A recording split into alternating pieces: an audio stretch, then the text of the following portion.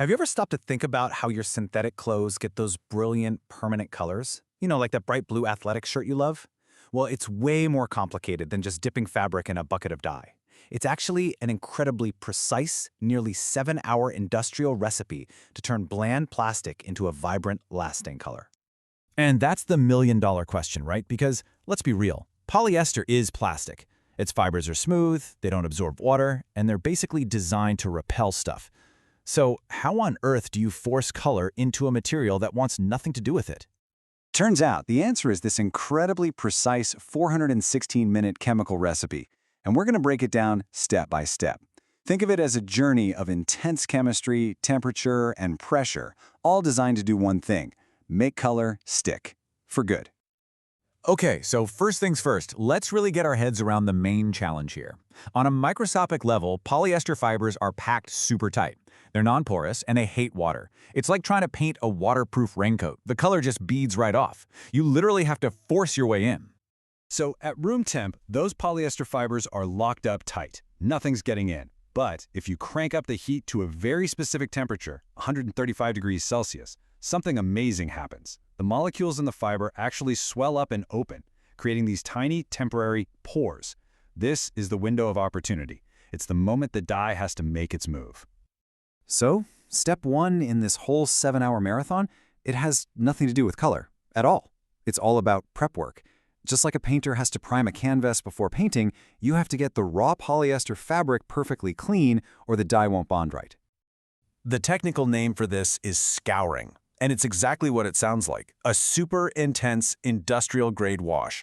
The goal is to strip away any oils, waxes, or gunk left over from the manufacturing process. You need a totally clean slate. And the recipe is very specific. They throw in a mix of soda, detergent, and this handy anti-creasing agent. Then the entire bath gets heated up to 85 degrees Celsius and just sits there, cooking for 20 minutes to make sure that deep clean really works. All right, our canvas is prepped. Now you might think it's dye time, right? Nope, not yet. Next, you have to create the perfect chemical environment for the dye to even work. It's all about making the water and the fabric ready for what's coming. And this is where it gets really fascinating. Look at what goes in before the dye even shows up. You've got a dispersing agent, which basically keeps the dye particles from clumping together. Another dose of that anti-crease agent for protection. But the really critical part? A buffer and an acid to get the water's chemistry just right. And this right here, this is the non-negotiable. Gotta get it right number. The water has to be in this very narrow, slightly acidic range, a pH between 3.8 and 4.0. If you mess this up, even by a little bit, the whole batch is toast. It's that precise. Okay, here we go. The fabric's clean, the water is chemically perfect, it is time for the main event. Actually forcing that color into the plastic fibers using a whole lot of heat and pressure. And listen, they don't just crank the heat up to max. It's this slow, controlled climb over 2 full hours. They take it up past 80 degrees, past the boiling point of water at 100 degrees, all the way up to that crucial peak temperature. And then we hit it. 135 degrees Celsius. That's 275 degrees Fahrenheit, by the way. This is the magic number we talked about. This is the exact point where those tightly packed polyester fibers finally give up, swell open, and create those microscopic gateways for the dye to rush in. This is literally the moment of transformation. And they don't just hit that temp and move on. No, they hold it there under all that pressure for 30 solid minutes. It's a waiting game. This half hour gives those dye particles enough time to migrate out of the water and physically wedge themselves deep inside the new open structure of the fibers. And get this, right in the middle of this super critical step, they actually pause and do a quality check. They take out a tiny sample to make sure the color is coming out exactly right. It's a smart move, right? Because if the color is a little off, they can try to fix it right then and there before the whole batch is locked in.